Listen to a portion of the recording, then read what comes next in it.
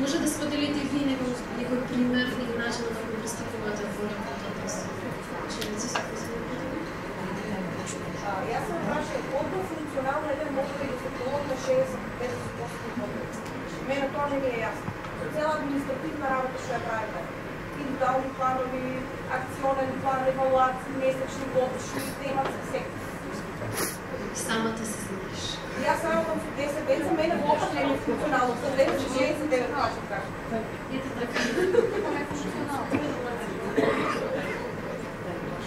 Сепак за тоа постои инклузивниот тим и не е само дефектологот. Јас колку што разбрав, неколку пати беше логата на мобилниот дефектолог не е сам. Значи, ако инклузивниот тим е во функционира, треба да. Ама убаво е да имаме секоја школа по еден дефектолог, ако може да се наставник не може да развие, не може да развие психомоторна реедукација во второ одделение на 8-годишно дете. Така? Значи за тоа треба дефектолог. Еден наставник не може да... Тоа е еден сегмент каде што дефектологот би се вклучил. Се друго е поддршка и советување и на наставници и на родители. Но дека нема дефектолози во секој училиште, инклузивниот тим треба да му помогне на поддршка. Формална поддршка и индивидуална работа во тоа дефектолошка гледна точка.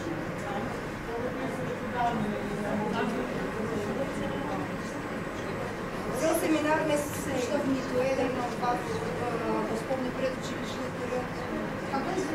Предучилищният период. Ние сме во редовните основни училишта, логика се.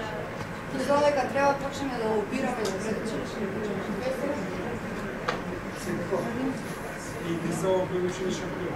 Раниот третман, раната раната диагностика и спремност на дети кога ќе одите во основно училиште да има педијатрите како детска Педијатрите се да работат свој дел, но има случај на 10-12 годишна возраста, бои и форми не знам. И вие во основно училиште ми сигурно се сретнала во таква ситуација, од кога се работи до дете на 10-11 годишна возраст, треба се описмени, а визуелно не разликува круг од триаголник како да одиме на описменување. Сега, кога би се а го гледаш дека е приемчив, значи со 3-4 третмана приемчив.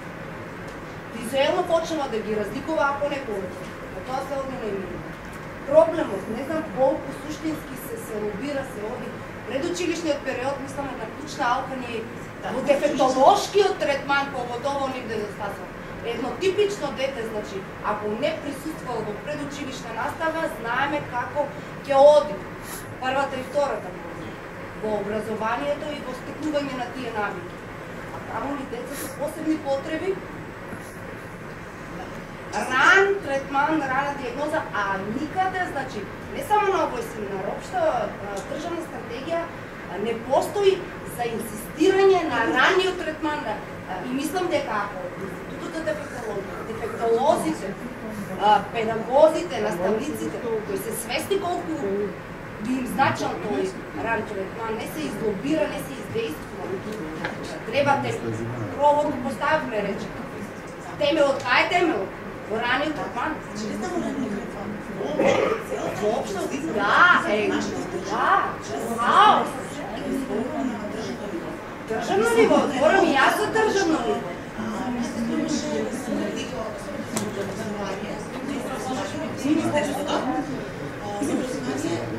Дури и тие немаат решение за нашите проблеми. Те не знаат да се нашите проблеми. Ние имаме координација на преизвојот на тој не води. Таа ги колешката ги изјасни сите проблеми со кои се соочува. Меѓу кои поддршката од Министерството за образование. Како ќе оди таа соработка? Вие знаете и кога учествувавте тоа оваа година, кажете ми колку само инспектори ви дојдоа од различни институции. Државниот центар, не знам, општински инспекторат, каде е државен инспектор, така. Дали тие помеѓу нив имаат комуникација? Не. Сите различно ви кажуваат. Исто да се случува и во инклузивното образование. Значи, не е само инклузивното образование. Воопшто, целиот образовен процес треба да се ревидира, да се направи една добра рамка како ќе се оди понатаму. Се ова точно треба да потекне од високите образовни институции. Конкретно за инклузивно образование сметам дека работната група треба да се состави не само од практичари, туку и од во моментот знам дека постои работна група составена од практичари. Значи треба да се вклучат професори од високите институции, не само дефектолошки, туку и медицинскиот, потоа институциите што се за категоризација, тие се друга приказна, родители исто така, наставници кои имат деца и факултетите што образуваат што образуваат кадри. Значи, за да се реши овој проблем, се почна од тема образованието. Прво на кадрите. Значи, најпрво треба да се воведе предмет за социјална инклузија на деца со посебни потреби во сите образовни институции. Задолжително, да, не изборен. Сега го има како изборен, што знам, така? Нели? Тоа само еден факултет. Тоа е основи, да. Тоа ништо не е инклузивно. Точно, значи ова се верувам дека во извештајот од оваа дискусија ќе се стават како нацрт предлози, и се достават до Институтот за дефектологија, како да проложат кои се нашите проблеми на базата и да ни помогнат решенија. Исто така да се искоординираат во Министерството и со бюроата, како било олесната нашата работа. А со тоа не е работата на родителите. Исто и во Заводот за ментално здравје. Како е могуче цела Македонија да има само едно завод? За категоризација. Точно. Се категоризација. Јасно ми е. Шњаци са на ниво. Како што ви кажа, значи тоа Заводот за ментално здравје е сосема друга приказна. Значи јас мислам дека таму времето е застагнато.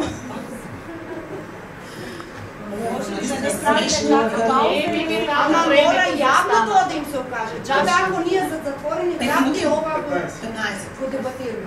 Не е времето е застанато, таму не функционира. Значи тоа е за да се вклучат на вратата и да се каже од денес вие, ајде си по дома, ново правиме. Не кров, ама од кровот.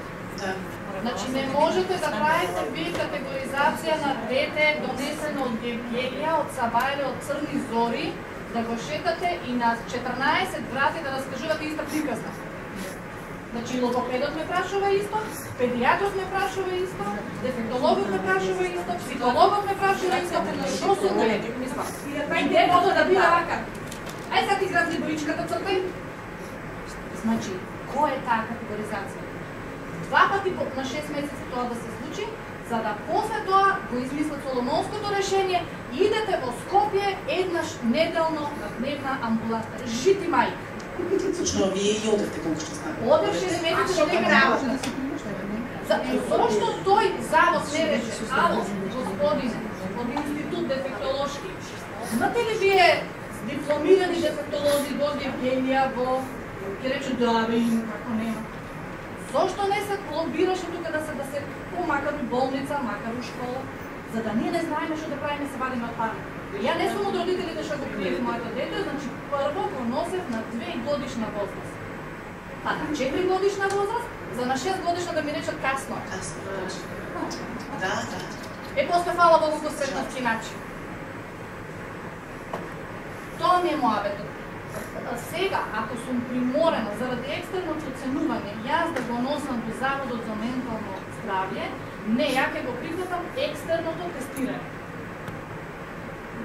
И оценките на мојот син се реални, затоа што оценките на мојот син се спрема неговите заслуги, не оти сум многу симпатичен на српичка. И верувам дека ќе си го покаже историјата.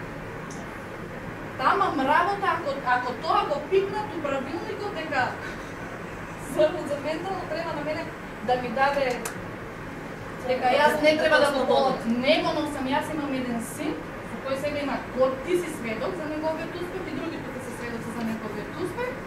И ја да го носам на тоа малтретирање, не го носам. Нема шанс.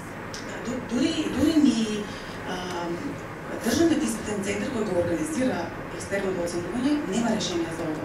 Листата обука кај што присуствував, имаше представник кај нив. Исто и тој кажа за сега немаме решение, били тоа за следната година, за оваа година беше тоа, ќе ви понудиме некои решенија, дали ќе бидат изоставени. Они физикални значаи имаме някои. Тоа беше нашето прашање. Ами решението е да седне да се разговара, колку тоа може и со 3 дена и со 5 дена работа решението. Не мислам за се се тоа изговори и само бла-бла.